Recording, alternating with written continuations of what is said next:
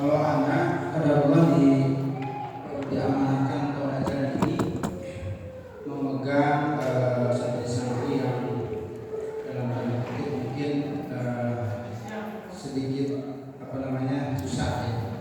Dan ini sudah gabungan kelas 11, jadi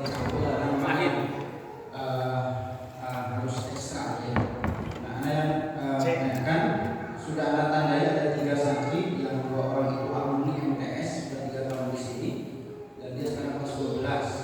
Yang satu lagi udah 3 tahun sekarang kelas 11. Di antara 6 orang itu mereka yang menonjol harus ekstra gitu. Nah, karena minta kiat-kiat kepada antum bagaimanakah supaya santri ini terutama yang sudah 3 tahun di sini, artinya mereka ini setiap tahun ganti musim tengah mungkin dengan berbagai metode yang sudah diberikan supaya mereka itu lulus dari kawasan ini nanti kelas 12 ya minimal bacaannya sudah bagus. Karena hari ini terus kita baca hasilnya dan ketika talaki benar menunjukkan makhraj ketika sekolah hafalan salah hadis saya seperti itu. Minta kiat-kiat supaya bisa memilih santri yang seperti itu sampai berhasil seperti itu. Setengah jam. Ini perlu kita sepakati juga tentang goals dari pembelajaran Quran ya, dan goals tentang targetnya apa sih ngajarin Quran itu kalau saya kerucutkan gitu ya, mengajarkan Quran itu sebenarnya agar mereka bisa hafal, agar mereka bisa baca, atau ada hal yang lain. Ada orang yang mungkin udah hafal gitu, kita kejar pas di pesantren itu bisa hafal, tapi ada yang keluar dari pesantren itu langsung ditinggalkan, atau bahkan ada yang hafal orang pagi siang malam dia hafal, setelah itu di wisuda, dan setelah wisuda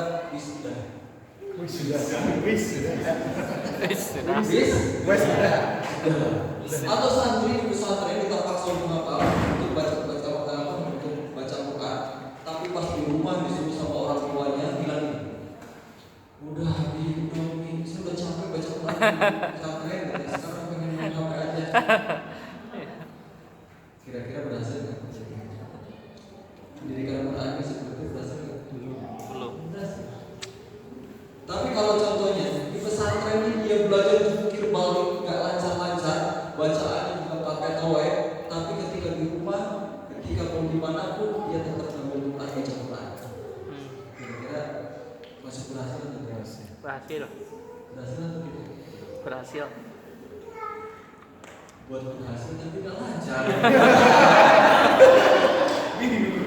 Bingung juga. Dan sama orang masa belajar kalau 10 tahun pakai tawai. Tapi menurut saya pendidikan Al-Quran yang paling inti adalah menanamkan kecintaan. Itu yang paling penting. Baca Quran itu kalau lupa petrol tapi masih semangat baca Quran Ya. pahalanya berapa? 2 kali. Kan kita bisa al-bahirul Quran ma'asadalah itu doang. Waladhi yaqra'ul Quran wa yata'aqqal fihi wa huwa 'alisyaqun. Memang ada orang yang bertahun-tahun belajar Al-Quran gitu kehadirannya gitu, walaupun ya mungkin ada faktor dan sistem gitu ya. Tapi maksudnya kita optimisme salah satu mungkin trik dari anggap netralisir pikiran kita agar kita tidak menganggap bahwa tidak bisa baca Al-Quran mereka itu kemudian menjadi kegagalan moral. Cukup dengan mereka masih semangat belajar aja itu sudah top. Jadi semangat. Makanya tadi ngambil sisi positifnya. Apa yang paling Ustaz nggak apa-apa, itu mau jungkir balik, mau salah-salah, yang penting Ustaz lihat kamu tetap semangat Al-Quran, kamu masih tetap semangat baca Quran, sudah nggak apa-apa.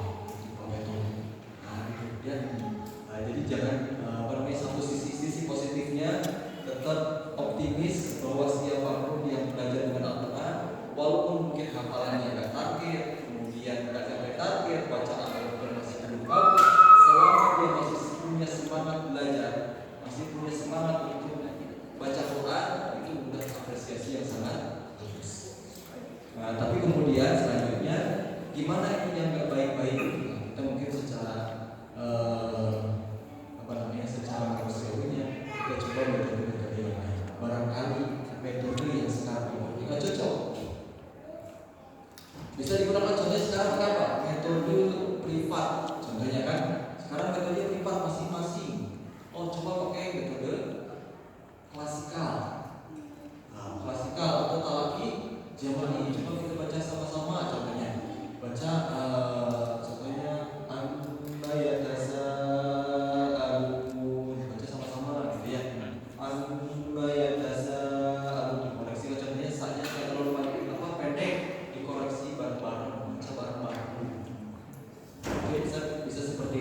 dirubah-rubah metode atau dia kayaknya nggak cocok dengan metode visual, dia pengennya audio. Kalau audio bisa nangkep banget ya? Atau bisa dengan metode cerita, pendekatan cerita bisa. Pernah lihat yang Tarai Zaman? Oh iya sih. Film India. Disleksia ya. Nah itu kita bisa melihat anak-anak kita seperti itu. Autis.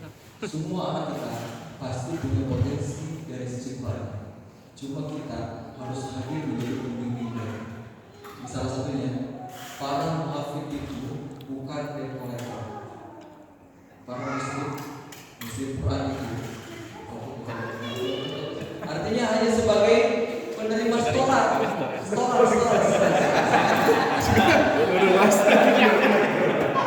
Gitu kan? Nah, kalau di terminal kan setorannya duit gitu kan? Ini setorannya apa? Setoran. Tapi muhafid, musyrik itu harus berfungsi sebagai Penerima. pembimbing. Setiap orang mungkin punya potensinya masing-masing. Arahkan dengan potensinya. Bisa jadi dia nggak bisa kalau ibaratnya kapalnya di mesin batu bareng.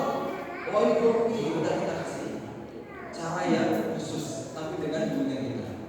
Jangan sampai juga diakali sama kita ya. Ustaz saya nggak bisa kapal di mesin, udah diizinin keluar, tiba-tiba pasti tembak Thailand. Kita pastikan kita pastikan kapal kita bisa jadi sesuai dengan karakternya masing-masing. Kamu mesti dalam kontrol kita.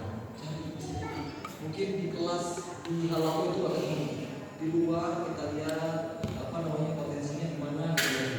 Pernah lihat juga yang kan itu kalau Tarizam itu dengan dengan ternyata dari melukis, ternyata potensinya di situ. Nah guru-guru juga pas di halaman itu kita lihat kok dia sulit banget untuk kapal. Kita bisa telusuri cara kapal dia itu seperti apa sih? Nah, kita bisa telusuri. Atau pernah lihat ini gak yang kungfu panda?